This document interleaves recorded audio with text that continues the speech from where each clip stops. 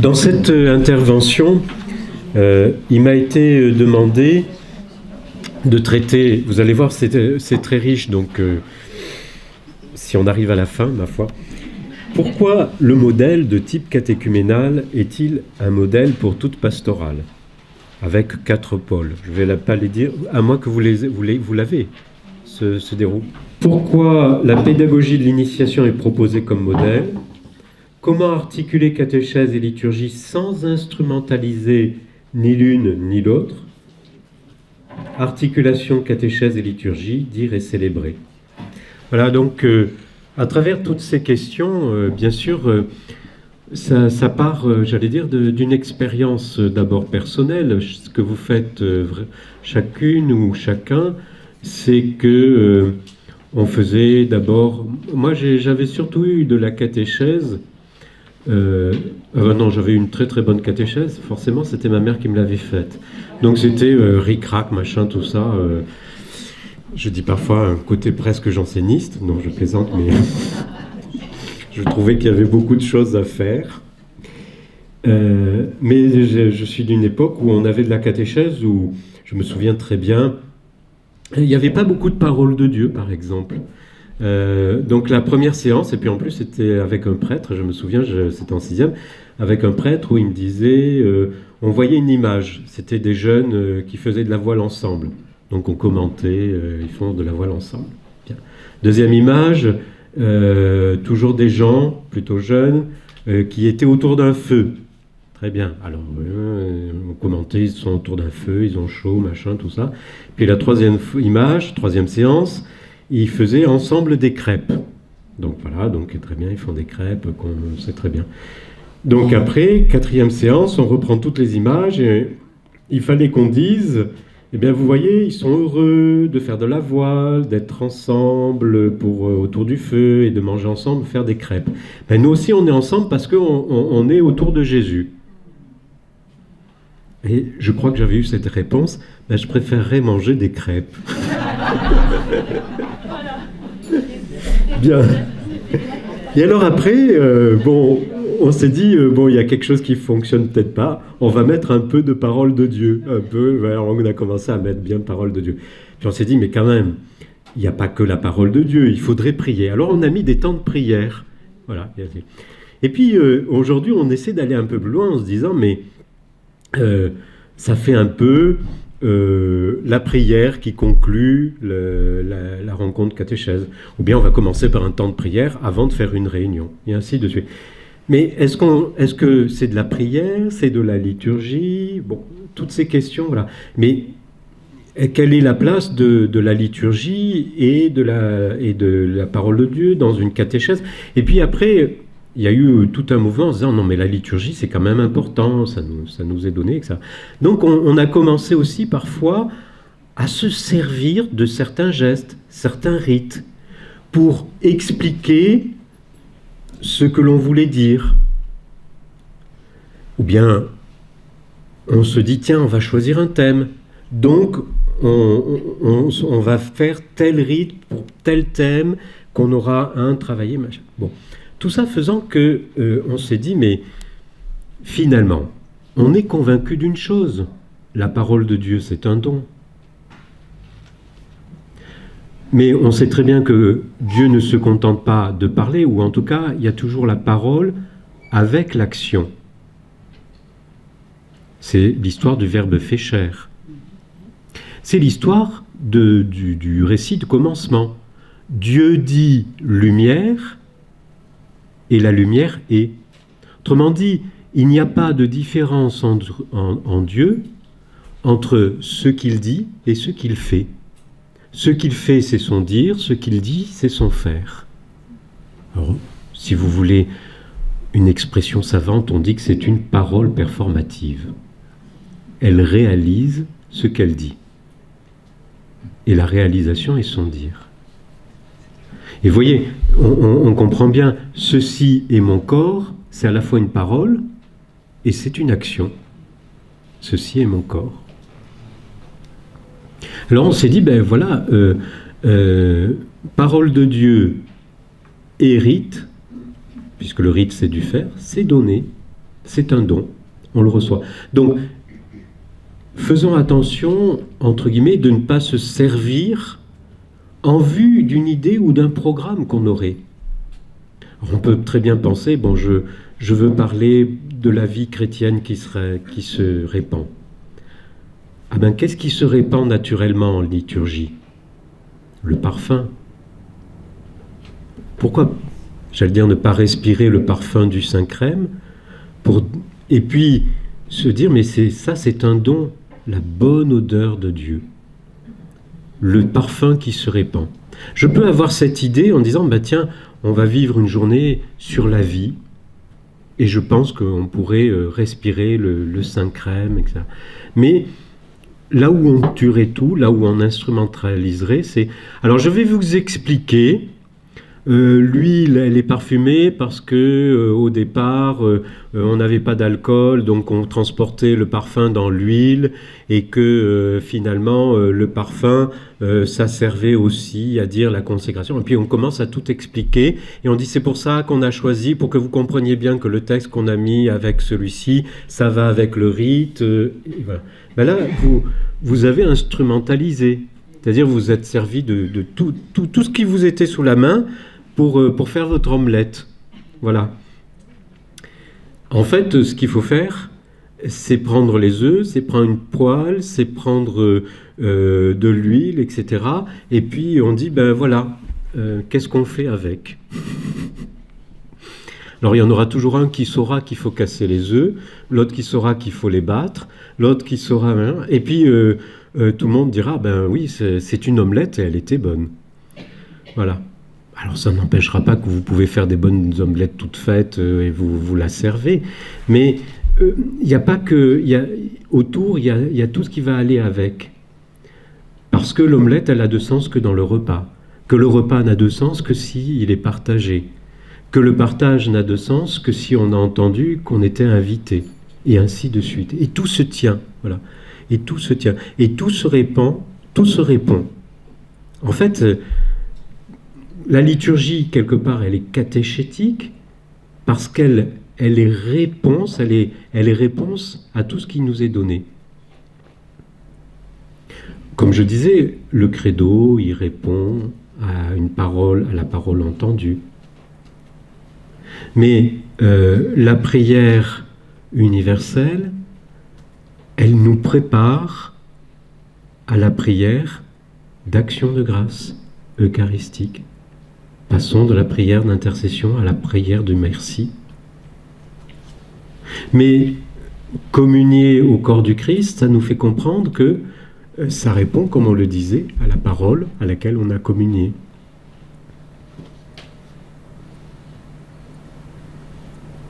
Et peut-être même que quand on nous dit d'aller dans la paix, ça répond à tout ce qu'on a entendu, peut-être dans la célébration, où on n'était pas forcément rentré en paix. Et ça, vous ne l'expliquez pas aux gens, ou vous ne vous en servez pas pour l'expliquer aux gens. Vous le laissez, j'allais dire, naturellement. Alors, qu'est-ce qui nous apprend tout cela? Qu'est-ce qui nous apprend la place de la catéchèse, de la liturgie? Comment ne pas transformer la liturgie en catéchisme? Comprenez, quand je dis ces mots-là, hein. Quand je dis la liturgie est catéchétique, je dis une chose, mais transformer la liturgie en catéchisme, alors je vais expliquer tous les rites. Alors, si vous voulez tuer une célébration, expliquez tous les rites. Alors maintenant, on va faire ci parce que ça signifie ça, et que quand ils l'auront reçu, ils auront vraiment la grâce de l'Esprit Saint. Alors, comme disait un jour un vicaire général à côté de moi, mais s'il pouvait le faire plutôt que le dire. Parce qu'après, le rite, on le noyait, on n'entendait pas ce qui était dit de la parole sacramentelle, on ne voyait pas forcément le geste qui était fait, mais heureusement, on avait eu toutes les explications. Voilà. Donc, si vous faites du catéchisme pendant la liturgie, eh bien, vous vous servez de la liturgie pour faire passer votre discours. Mais ça peut arriver très bien pour la parole de Dieu, puisque la parole de Dieu est aussi rituelle. Et oui, n'oublions pas que c'est un rite. Regardez tous les rites autour de la parole de Dieu. Je me lève, je m'assois, je réponds, tout ça c'est rituel. Pourquoi une fois vous vous coucheriez pas? Pourquoi une fois vous feriez pas l'arbre droit? Pourquoi? Non, vous levez, vous acclamez, vous chantez, vous répondez par parole du Seigneur, etc. Donc ça, même la parole, c'est du rite à ce niveau-là. Et donc, je sais plus ce que je voulais dire. Bon, c'est pas grave, c'est que c'était pas important. Voilà, donc ça veut, oui. Donc on se laisse. J'allais dire, on est convaincu quand on a un texte de la Bible, de l'Écriture sainte, que ce qui nous conduit à comprendre la parole de Dieu, c'est la parole de Dieu elle-même. Mais c'est pareil, la parole de Dieu, elle nous éclaire le sens des rites, et les rites nous éclairent le sens des paroles. Et nous allons voir, parce que c'est ça la pédagogie d'initiation, qu'il y a la parole, il y a le rite, mais tout ça, c'est pas fait pour Dieu, c'est fait pour l'homme. Donc ça veut dire que l'homme est pris entre la parole et le rite. J'ai mon ami avec qui je travaille depuis fort longtemps, Christian Salençon, qui écrit les 7 clés de la vie en parlant des 7 sacrements, et dit « Pourquoi ne pas respirer à 2 poumons ?» Et dit le poumon de la parole et le poumon du rite. De la parole faite chair, de la chair qui est parole. Et c'est pour nous, c'est pour nous. Et ce que l'on dit toujours, c'est que ça s'inscrit dans la tradition. Derrière le mot tradition, c'est pas simplement « je vais vous répéter exactement ce que dit le catéchisme de l'Église catholique et c'est ce que vous devez savoir et croire ». La tradition, c'est une communauté qui a reçu l'annonce que Jésus est vivant et qu'il est vivant aujourd'hui par sa parole et ses gestes. Alors j'ai déjà raconté ça, je crois, le 19 octobre dernier, mais je ne sais pas si vous y étiez tous, mais j'avais dans ma petite paroisse magnifique que j'aimais beaucoup. Je prends comme exemple parce que il y avait un enfant en âge de scolarité. Avant, il y avait un enfant catéchisé. Et puis, on a remis de la catéchèse, parce qu'on me demandait d'être administrateur d'une toute petite paroisse, et on nous avait isolés à 2500 habitants. Il fallait qu'on se débrouille tout seul. Bon. Donc, on a eu quand même 16 enfants, de 1 à 16, c'est pas mal, qui sont venus. Et il y en avait 2 cette année-là qui devaient faire leur baptême. On va voir, on sait que nous on sait que c'est baptême, confirmation, Eucharistie. Alors pour les enfants en âge de scolarité, baptême, d'accord, confirmation, c'est prévu sauf exception. Ah bon, très bien, bon, mais l'évêque veut pas, machin, bon, les évêques ils ont leurs idées. Mais aussi première communion. Alors moi, la bouche en cœur, travaillant en plus sur les questions de l'initiation chrétienne, je fais donc, c'est pour la vigile pascale, donc la confirmation, mais sinon donc il y a le baptême, la première communion. Ah non, père, il n'y a pas la première communion. Je dis comment ça, il n'y a pas la première communion? Ah ben non, ils sont pas prêts. Je dis ils sont pas prêts. Mais oui, après ils vont faire du catéchisme, et puis ils feront leur première communion. Ah oui, parce que là, vous leur avez fait faire quoi? Ils ont préparé leur baptême, mais ils ont préparé seulement leur baptême. Ah, j'ai dit, vous savez, on ne prépare pas le baptême. On ne fait pas de préparation au baptême. Voilà, on fait un accompagnement à la vie baptismale. Alors là, j'ai senti, bon, très bien. Elle dit, mais oui, mais vous comprenez bien, je leur ai rien dit sur l'Eucharistie, etc. Ils savent rien sur l'Eucharistie. J'aurais juste dit, bon, c'est la communion, c'est le corps du Christ. Ils ont envie de faire, mais va falloir faire du catéchisme pour qu'ils comprennent bien ce qu'est l'Eucharistie. Ah oui, je dis effectivement, moi je ne peux rien. C'est le rituel qui dit que le soir où ils sont baptisés, ou le jour où ils sont baptisés, il faut qu'ils fassent au moins leur première communion. Je dis c'est embêtant que vous les ayez pas préparés. Ils savent pas ce que c'est que la transsubstantiation alors. Hein? En Provence on fait hein. Hein? Oui, je dis la transsubstantiation dans l'Eucharistie, vous voyez bien. C'est le moment précis où le pain et le vin, tout en restant du pain et du vin, deviennent le corps et le sang du Christ. Et donc les accidents que sont le pain et le vin sont... alors elle me regarde comme ça. Ah bon? Ah bon? Je dis, vous avez fait votre première communion sans savoir ça, sans savoir ce qu'était la transsubstantiation? Bien sûr, elle a compris que je dis ça, tout ça avec humour. Bon, ils vont peut-être faire leur première communion. Voilà, alors ça c'est très important. Vous voyez comment nous, quand on pense liturgie, on articule quoi? On va faire du catéchisme.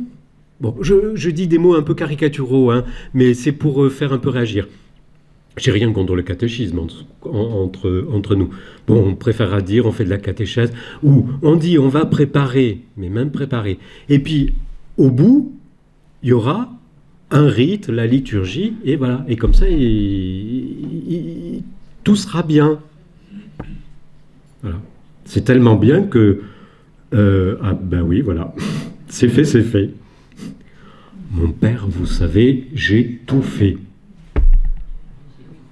Quand ils viennent au mariage, j'ai tout fait. Oh, je dis, mais c'est grave. Non, pas, mon père, pas ça. J'ai fait ma première communion, la grande, la petite, etc. Ah, d'accord. Bon, alors, très bien. Mais vous voyez, du coup, on a transformé le rite en bon point. J'ai tout fait, donc vous n'allez pas me brimer, je peux faire mon mariage aussi, quoi. Hein? Et oui, des sacrements bon point ou carottes. Donc le rite est quelque chose qu'on a prévu comme ça. Voilà. Alors j'ai dit tout ça, je suis un peu long, eh bien il faut faire éclater tout ça. Il faut sortir de tout ça. Si on veut comprendre l'articulation catéchèse et liturgie, c'est le modèle catéchuménat, ou ce qu'on appelle la pédagogie d'initiation, conduire l'enfant à être initié. Alors vous connaissez certainement ce célèbre schéma, et vous allez voir comment, non pas on dit quelque chose, puis ensuite on fera un rite. Alors ils sont ici, Tiburce et Tiburtine, et puis ils prennent un chemin, temps de la première évangélisation. Ce chemin-là, parfois vous le connaissez pas vraiment. C'est eux qui l'ont vécu. C'est leur histoire, c'est leur expérience, c'est leur rencontre de Dieu déjà, qui va les faire taper à la porte de l'Église. Qu'est-ce qui s'est passé? L'Esprit Saint va et vient, il en fait qu'à sa tête, et un jour il vous amène des gens qui veulent être baptisés. Alors peut-être qu'ils pourront vous dire cela. Et ce temps, ils viennent de te frapper, et ce temps de la première évangélisation, qu'est-ce qu'on s'inscrit? Eh bien, on va dire, tiens, qu'est-ce qui vous arrive, quoi? Qu'est-ce qui vous arrive? Alors, bien sûr, quand vous prenez le rituel de l'initiation de chrétiens, on mettra en contact avec déjà l'évangile et quelques personnes, ceux qui sont là. Bon. Et alors, tout de suite, on est en train de dire, bon, alors attendez, vous viendrez mardi prochain, de 20h à 21h, il y aura Madame Michu qui viendra vous parler de Jésus. Bon, très bien. Ok. Et on croit avoir tout bien fait. Oui, sauf que, en fait, c'est ce temps de première évangélisation. Ayez le chemin d'Emmaüs, là, le chemin d'Emmaüs. Jésus arrive, ils ne savent pas que c'est Jésus, et il leur dit, de quoi parlez-vous en chemin? De quoi parlez-vous en chemin? Et quand Dieu pose des questions, il faut toujours s'en méfier, parce qu'on est obligé de lui répondre. Et ben, tu sais de quoi on parle en chemin? On en a ras la cacahuète, parce que nous, on avait mis tout notre espoir dans un bonhomme qu'on a crucifié, machin, tout ça, et nous on croyait qu'il délivrerait Israël, voilà. Et voilà, on a la rage au cœur, on est triste, etc. Ben, les gens ils vous disent pas autre chose. Hein. Ah, d'accord. Mais quand même, il y avait quelque chose, il y avait de l'espérance. Vous pensez qu'il serait... Ah, et alors, qu'est-ce qui va se passer après avec Jésus? Ah, il leur explique les Écritures. Et il est quoi, Jésus? Il est pédagogue. Et vous voyez, c'est Jésus qui est parole de Dieu, Verbe fait chair, qui explique quoi? La parole de Dieu. Tiens, en chemin. Ah, voilà. Nous, on sait déjà parce qu'on connaît l'histoire. Qu'est-ce qu'ils vont dire nos Tiburce et Dipurtine? C'est le nom des disciples d'Emmaüs. Hein. À la fin, ils vont dire quoi? Ouh, notre cœur n'était-il pas tout brûlant pendant qu'il nous parlait en chemin? Et ensuite, ils arrivent ici et qu'est-ce qu'ils disent à Jésus? Ah, reste avec nous. Reste avec nous. Ils appellent Jésus à rester avec eux. Et qu'est-ce qui se passe ensuite? Ils le reconnaissent. À quoi? À un rite. Ils reconnaissent un rite. S'ils le reconnaissent, ça veut dire que ils connaissaient le rite. Ils connaissaient le rite. Ils le reconnaissent. Et du coup, ils peuvent dire, ah, temps de la mystagogie, notre cœur n'était-il pas tout brûlant, tandis qu'il nous parlait en chemin, et que en somme, il les a accompagnés sur une longue liturgie de la parole, qui est rituelle, et où c'est le rite qui fait se reconnaître. C'est ça. C'est-à-dire, c'est la pédagogie de l'initiation, d'initiation, qui vient du rituel du catéchuménat. Ce n'est pas une recette pour que les gens deviennent chrétiens. C'est pas d'abord une recette pour que les gens deviennent... C'est la manière que Dieu a prise pour nous parler par sa parole et par ses gestes. C'est-à-dire, c'est la pédagogie de Dieu. En fait, c'est la pédagogie de Dieu.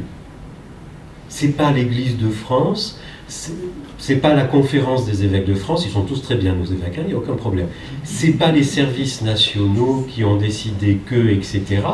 C'est Dieu qui a décidé de nous parler ainsi, de nous conduire ainsi. Alors on peut toujours dire, on peut toujours avoir des plans d'action. Hein. J'ai un ami qui dit, en fait, on fait un projet pastoral, on se réunit, on fait une bonne réunion, le projet pastoral, tout ça, on écrit tout, et puis après, qu'est-ce qu'on fait? Ah ben, on va prier l'Esprit Saint pour que ça se réalise. Oui, c'est ça, on fait toujours ça. On fait les choses, et puis avant, on va mettre un peu de prière par-dessus. Mais non, et non. L'Esprit Saint, il a agi avant. Et il n'a pas décidé, il a pas forcément suivi le plan pastoral ou le déroulé de la journée ou je sais pas trop quoi. Il a pris un autre chemin peut-être. Non, il a pris un chemin et il me demande simplement une chose. Ah, tu veux faire quelque chose? Tu veux faire quelque chose? Ben, accompagne ce chemin. Voilà. Comment j'accompagne quelqu'un dans le travail que l'Esprit Saint a fait et est en train de faire en lui? C'est pour ça qu'on va parler plutôt d'accompagnement que de préparation. Et vous voyez que tout est toujours dans une dynamique de conduire, de pédagogie, d'initiation. Ok. Mais qu'est-ce qu'on accompagne? On accompagne la rencontre d'une personne avec Jésus. On accompagne la rencontre d'une personne avec Jésus. On accompagne comment la parole de Dieu travaille le cœur d'une personne. Comment le rite lui fait franchir des étapes, lui fait faire des passages. Moi, je me souviens, c'est devenu mon filleul. Il est un homme qui a maintenant 45, 46 ans, je ne sais plus, oui, quelque chose comme ça. En fait, bon, il a été très ému, hein, son baptême, confirmation, Eucharistie. Mais il pratiquait, il était tout le temps à la messe. Puis alors, vous savez, le genre de garçon, le premier de la classe, quoi, toujours bien habillé, gentil, machin, tout ça, pieux, il assistait à tout, à des messes longues, compagnie. Puis moi j'étais curé, alors, et puis il était toujours un peu par là-bas, et puis je me disais, mais c'est drôle, au bout d'un an ou deux, je suis un peu lent à la détente, hein. Au bout d'un an ou deux, je me dis, mais c'est drôle ce garçon qui est toujours là, bon. Puis un jour je me suis dit, ouais, je vais essayer de le coincer, parce qu'il n'était jamais à la sortie de la messe. Donc un jour, j'avais repéré, il sort, pof, je le coince. Ah, bonjour, ça fait longtemps que je vous vois, compagnie, tout ça, bien, ok. Et donc, ça dure comme ça, allez, 1 an et demi ou 2, je crois. Donc on est au bout de 4 années. Un jour, il dit, je voudrais... Alors, j'allais dire, si je le coinçais pas, il me disait pas bonjour. Hein. Donc, mais il était tout le temps là, fidèle à la messe. Donc, je le coince, et puis... non, il me dit, je voudrais un rendez-vous avec vous. Alors j'ai dit oui, tout de suite je me suis dit là, bon, j'ai quelque chose d'important à vous parler, bien. Alors je m'étais imaginé tout, sauf qu'il n'était pas baptisé, cet homme. Je me dis, il communie pas, mais je me suis dit, oh là, c'est le genre de type un peu coincé, qui pense qu'il n'est pas assez pur pour communier, ou je sais pas pourquoi, enfin bref. Vous voyez comment on se fait... Même les curés se font des idées, hein, quand ils voient les gens. Et alors, il me dit, je suis pas... Alors là, voilà. Surprise de l'Esprit Saint. Parce que là, je m'attendais à tout. Je n'étais pas prêt à lui dire... Et je savais, je me dis, qu'est-ce que je fais? Qu'est-ce que je fais? Bon. Et alors, quand on a fait sa première étape catéchuménale... Alors, le type, il avait tout fait. Il avait lu tout le catéchisme de l'Église catholique. Il avait lu toute la Bible, etc. Son accompagnatrice, elle dit, je ne sais pas quoi lui dire. Et bien, vous savez ce qui s'est passé. Vous savez, c'est vrai, elle ne savait pas quoi lui dire. On fait sa première étape catéchuménale. Il y a quelques membres de la communauté. C'est pas forcément... Et le rituel ne recommande pas que ce soit à la messe. Il y a des membres de la communauté. Une célébration de la parole. Célébration de la parole. Qui est sacramentelle. C'est-à-dire une grâce y est associée. Donc on est dehors. Ah oui, parce que ça compte. Tout compte. Le lieu. Les choses que l'on voit, les choses que l'on entend, les choses que l'on respire, les choses que l'on touche, etc. Tout compte. D'ailleurs, Saint Jean le dit. Ce que j'ai vu, ce que j'ai entendu, ce que j'ai touché du Verbe de vie, je vous l'annonce. Je suis témoin de ce que j'ai vu, entendu et touché. Je ne suis pas témoin d'un principe théologique ou doctrinal, etc., à faire passer, de ce que j'ai vu, touché et entendu. Je vous l'annonce. Et donc, ça veut dire que il faut entendre, ah, j'entends un écho, ça reste dans là, je vois, j'entends, je touche. Et alors donc, le lieu, à l'extérieur, qui êtes-vous, hein, quel est votre nom? Nicolas. Que demandez-vous à l'Église de Dieu? La foi. Alors c'est des réponses très rituelles. Que vous apporte la foi? La vie éternelle. Dieu te marque, voilà. Est-ce que tu veux prendre le chemin? Oui. Alors je te marque du signe de la croix. Eh bien, c'est très simple. D'abord, il ne demande pas le baptême, il demande la foi. Il demande à l'Église la foi. Vous imaginez, nous on est en train toujours de dire, tiens, voilà de l'instrumentalisation. Le baptême, bon, s'il m'avait répondu, je demande le baptême, le rituel dit, ben, vous adaptez. Mais que le rituel dise, ça serait bien qu'il dise qu'il nous demande la foi. Vous avez réfléchi à ce que ça veut dire, rituellement, quand... parce que, j'allais dire, le rite, s'il est fait pour le petit bonhomme là qui vient, mon Nicolas, il est fait aussi pour moi. C'est-à-dire, le rite, c'est pas l'engagement de la personne dans la Légion étrangère, c'est la Légion étrangère qui s'engage à servir mon petit Nicolas. Autrement dit, c'est l'Église qui s'engage. Que demandez-vous à l'Église de Dieu? La foi. Il n'aurait pas pu me dire le baptême. Moi, j'aurais fait une préparation comme ça et c'est plus facile. Il me demande la foi. Je fais comment, moi? Ah, mais c'est pas grave, j'ai lu tout le catéchisme de l'Église catholique, donc je vais lui donner la foi. Ah bon? Parce que la doctrine, ça sauve. C'est important de connaître des choses. Il me demande la foi. Et en plus, alors, je m'en sors, je dis, ah, mais que vous apporte la foi? Comme ça, si c'est pas la vie éternelle. Oh, bah alors, je veux dire, on en est au début, hein, on est dans l'entrée en catéchuménat. Alors il me demande un truc que j'avais pas prévu, la foi, et quand je lui demande qu'est-ce que ça m'apporte, il me dit ça m'apporte la faim.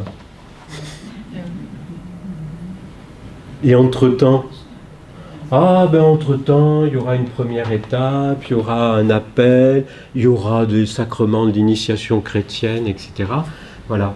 Et tout ça, c'est la foi, les gestes, les paroles, un accompagnement. Et tout ça se croise. Et tout ça croise quoi? Ça croise sa vie. Et ça croise aussi la mienne. Et oui. Parce que la pédagogie d'initiation, je ne suis pas à l'extérieur d'une pédagogie d'initiation. C'est pas à mon voisin qu'il a demandé la foi. Alors on me dirait que c'est à l'Église. Et oui, c'est à tous ensemble. C'est à la communauté. Même si moi je dois... Alors, bon, j'ai dit le cadre général. Il faut arrêter bientôt. Il me reste plus que 13 diapositives à passer. Bon, mais on va voir maintenant tout ça, j'allais dire, de ce qu'on trouve dans le rituel. Bon, dans le rituel. Allez. De l'initiation chrétienne des adultes. Comment il procède et pourquoi c'est un modèle? Ben, vous savez qu'il y a un itinéraire en 4 temps et 3 étapes. Moyen mnémotechnique pour s'en rappeler. 4 temps comme 4 saisons. Facile. Été, automne, hiver, printemps. Et on passe d'une saison à l'autre par des solstices ou équinoxes qui font passer de l'une à l'autre saison. Ah. Hop. Et bien pareil, il y a 4 temps. Première évangélisation, catéchuménat et ses rites. Notez tout de suite qu'on ne dit pas le temps du catéchuménat. On dit le temps du catéchuménat et ses rites. Puis un temps de purification, illumination, et là aussi, et ses rites. Tout ça, j'allais dire, il y a toujours du rite, même quand on croit faire simplement de la bonne préparation en disant « je lui explique tout ». Bon, vous avez compris que c'était plus exactement ça. Et la mystagogie, dont on a vu, d'ailleurs, déjà entendu, que c'était la mystagogie, c'est à partir de toute cette expérience aussi rituelle. Donc il y a 3 étapes pour passer d'un temps à l'autre. L'entrée en catéchuménat, l'appel, l'initiation. Ah oui, mais j'ai pas terminé avec mon Nicolas. Il s'appelle pas Nicolas, hein, mais c'est pour... j'ai pas terminé avec mon Nicolas.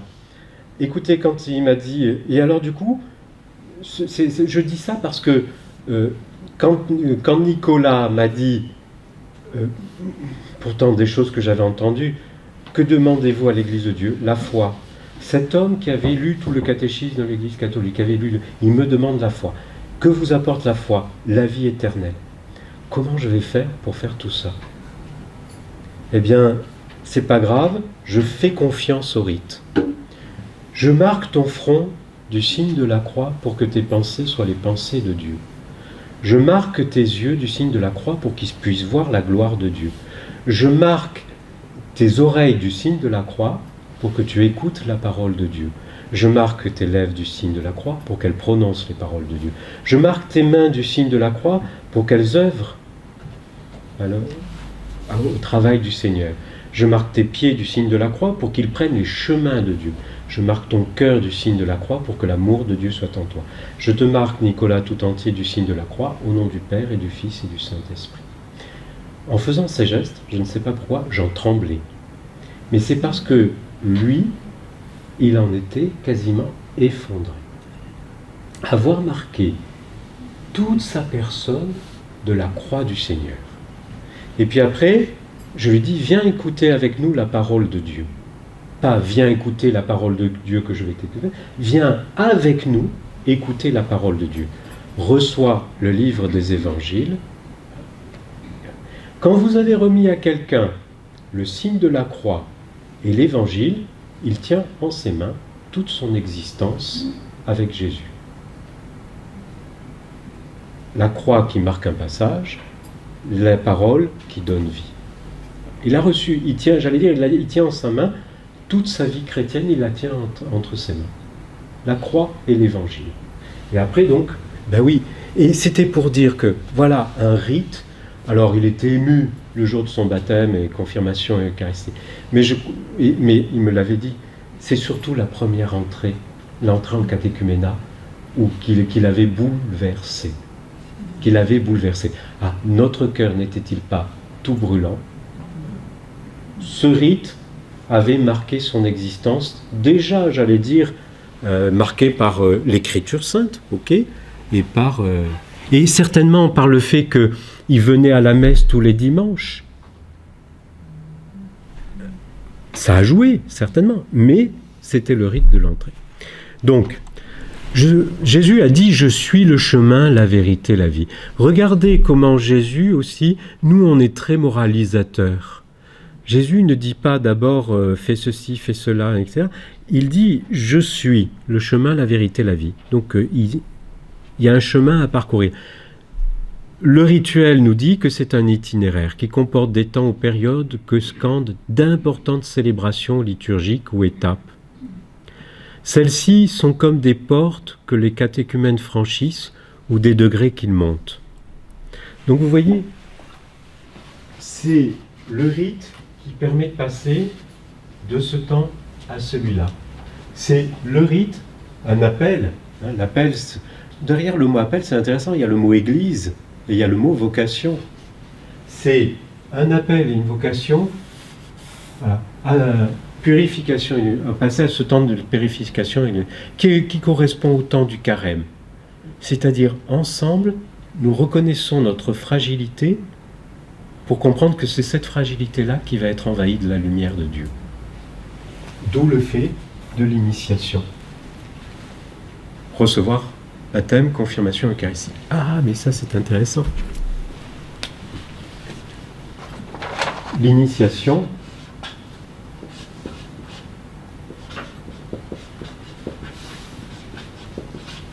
c'est pas moi qui initie. Techniquement, quand on dit initiation, on parle de l'initiation par le baptême, la confirmation et l'Eucharistie.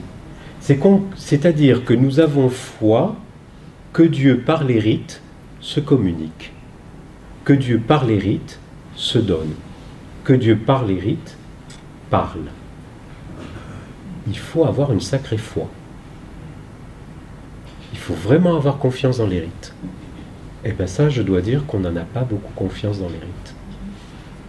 Le fait qu'il faille parfois... On a envie d'expliquer à Dieu, on va d'abord expliquer les rites, comme ça... non, les anciens y croyaient que les rites, ça permettait à Dieu de se dire... On met à sa disposition, nous on met à sa disposition, on répète les chants, on met les fleurs, machin, tout ça. C'est-à-dire on met à disposition de Dieu plein de choses de la vie pour qu'il les remplisse de sa vie. Et on pense que ça initie. C'est tellement vrai que on n'expliquait jamais à quelqu'un ce qu'il allait vivre dans la nuit de Pâques dans les 4 premiers siècles. Donc la nuit de Pâques, il découvrait tout. Vous imaginez, il n'avait jamais vu un baptême, mais certes, on l'avait accompagné.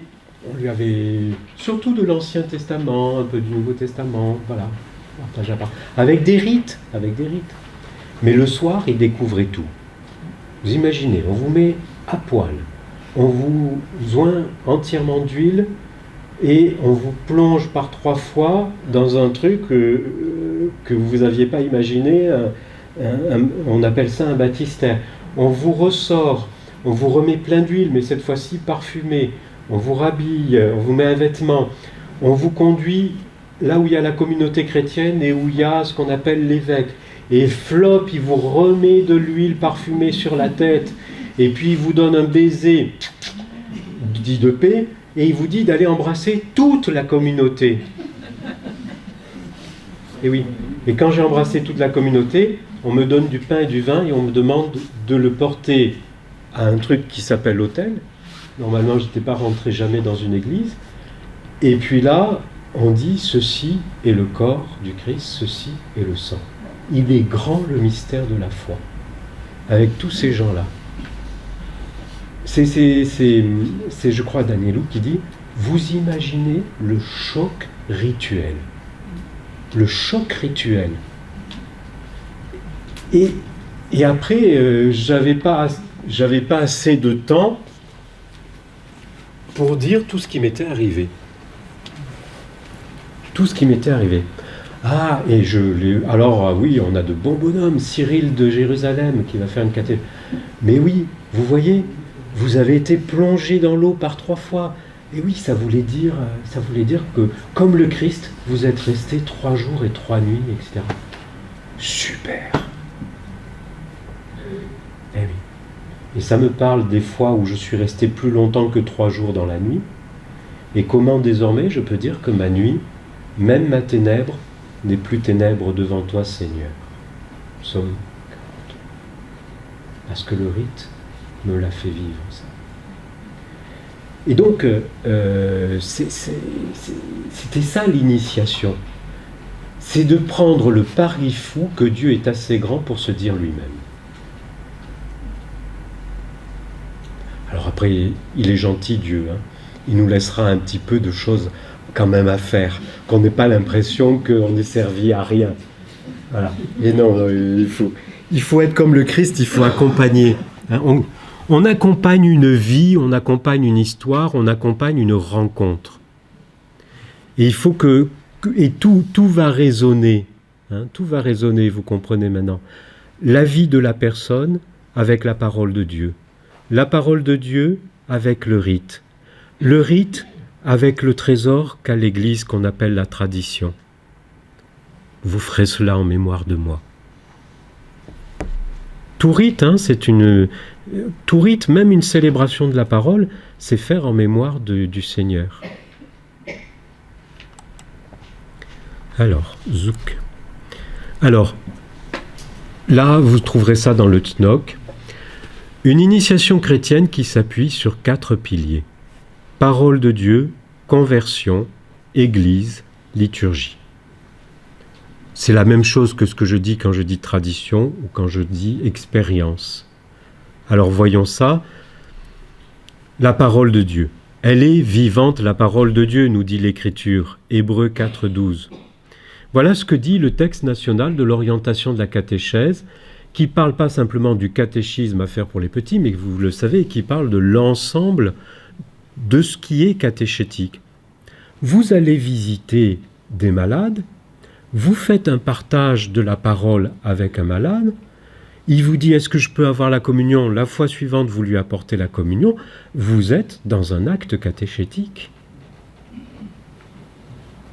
Et oui, et là vous avez tout, l'expérience de la personne qui est peut-être sa maladie, cette expérience qui se confronte à la parole de Dieu.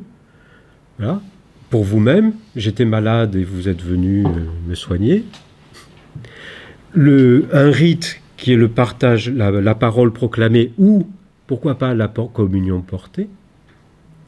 Et puis la manière dont le malade, peut-être, change même son regard sur ce qu'il est en train de vivre en tant que malade. Donc, elle est vivante, cette parole. Le cheminement puise son contenu à la source vivante de la parole de Dieu, transmise dans la tradition et dans les Écritures. Très important, c'est que la parole de Dieu, on le reprendra, Dei Verbum, la parole de Dieu, c'est pas que l'Écriture sainte. La parole de Dieu, c'est les Écritures et la tradition. Tradition, transmettre. Et c'est pour cette raison, par exemple, que on met dans la liturgie de la parole, ce qu'on disait tout à l'heure, le credo, c'est dans la tradition. Et c'est ça la parole de Dieu. Ce qui fait que la tradition, c'est la parole de Dieu, un chapiteau roman qui a sculpté la visite des mages, etc. C'est de la parole de Dieu. C'est comment quelqu'un, un artiste, et puis une communauté qui portait l'artiste, a voulu exprimer ce mystère des mages qui viennent voir Jésus. Eh bien moi je le reçois comme un témoignage de foi d'une communauté à une certaine époque, avec un certain art, et ça fait partie de la tradition de l'Église. Ça veut dire que c'est parole de Dieu. Produisez donc un fruit de conversion. Voilà ce que nous dit le texte national de l'orientation pour la catéchèse. Le chemin parcouru appelle à la conversion personnelle en favorisant notamment la relecture en équipe ou en accompagnement individuel de ce qui a été vécu. C'est-à-dire que même la conversion a quelque chose d'un petit peu mystagogique, quelque part. Hein? Finalement, si la conversion était seulement une lectio divina, c'est-à-dire comment Dieu lit ma vie, eh bien oui, la conversion, ça veut dire retournement, ça veut dire qu'on se retourne, finalement qu'on répond. C'est sûr que certaines paroles de la parole de Dieu, je me dis, mais voilà, cette parole, elle lit ma vie. Je ne vous appelle plus serviteur, mais ami. Ouf. J'aurais préféré que Dieu me dise, je vous appelle serviteur plutôt qu'ami. C'est moins exigeant d'être serviteur. Eh oui. Parce que moi, je me dis, tiens, j'aime beaucoup cette phrase, je vous appelle plus serviteur et ami, ami. Ben, plus ça va, plus je me dis, je me serais passé de ce type d'ami. Parce qu'une fois que j'ai fait mon service, c'est fait, c'est bon, Dieu t'es content, voilà. Et oui, non, mais ça ne m'intéresse pas que tu sois mon esclave et mon serviteur. Je veux que tu sois mon ami. Ah, ça engage ma vie, c'est autre chose. Voilà. Donc, et la conversion, c'est pas un jour où je me convertis. Ah non, vous pouvez pas être baptisé, vous êtes plomb, machin. Ah, bon, ben vous resterez catéchumène à vie. Mais c'est pas ça d'abord la conversion. La conversion, c'est peu à peu, j'allais dire, comment ça vient éclairer ma vie. Et la conversion, c'est quoi? C'est comment je réponds librement. Moi, je me souviens un jour, toujours dans ma même église, un jeune. Alors lui, je ne l'avais pas vu. J'étais en train de confesser, d'un seul coup, il débarque. Je veux être baptisé. Bon, ok, très bien, ben, asseyez-vous, voilà. Alors, il y avait la vieille qui regardait, là. Je dis la vieille parce que ça fait plus don Camillo, qui voulait se confesser. Mon père, moi, qu'est-ce que vous voulez que je vous dise? Je pêche plus. Donc, elle peut attendre, si elle pêche plus. Donc, il me raconte, bon, très bien, alors je trouve, voilà, un accompagnement, machin, tout ça, bon, très bien. Et puis, un jour, pareil, j'étais même endroit, en train de confesser, là, dans la chapelle, là, il y avait la table. Je viens vous voir, j'arrête. Ah, je dis, ah bon, vous arrêtez, très bien. Il dit, oui, vous comprenez. Moi, je croyais, alors en fait, il était homosexuel, et il vivait avec quelqu'un, et etc. Moi, je croyais que, en fait, c'était tout à fait autorisé dans l'Église catholique. Donc je vois que c'est comme l'islam, c'est pas plus autorisé. Je dis on n'est pas en termes d'autorisation ou d'interdit ou d'autorisation. Je dis ce qui est important, c'est qu'est-ce que vous voulez vivre et pourquoi. Vous avez besoin que Dieu justifie votre vie? Non. Alors bon, c'est pas de notre côté, j'allais dire, c'est de votre côté. Faites un acte libre. Soyez libre dans ce que vous avez à faire, ou d'arrêter ou de continuer. Mais c'est vous qui devez librement répondre à ce que vous savez ou entendez. C'est ça la conversion. C'est comment, librement, j'accepte. Et de fait, donc après je peux relire ma vie en équipe, en accompagnement individuel, de ce qui a été vécu. À aimer la communauté des frères, nous dit saint Pierre dans sa première épître. Et le TNOC nous dit c'est un itinéraire qui fait rencontrer un visage d'église vivant par l'échange et le partage en groupe, au travers des liens de parrainage avec des membres de la communauté, la rencontre de témoins qui incarnent des manières de vivre en chrétien. Autrement dit, si quelqu'un n'a jamais rencontré la communauté, s'il a toujours été bien au chaud rien qu'avec son accompagnateur, il lui manque une réalité. Il va naître à l'intérieur d'une famille qu'on appelle l'Église, qui est la famille des enfants de Dieu, où il n'y a pas un fils unique.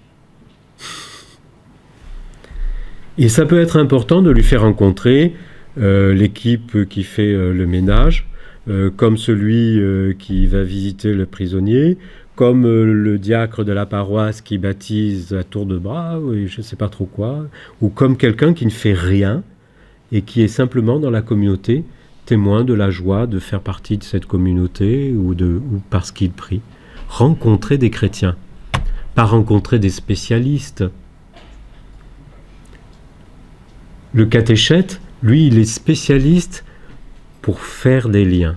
Hein, vous savez ce qu'on a entendu, faire des liens bien sûr avec Jésus et donc avec son corps qui est l'Église. Faire des liens avec la parole, accompagner tous ces liens. C'est chez toi que je veux célébrer la Pâque avec mes disciples.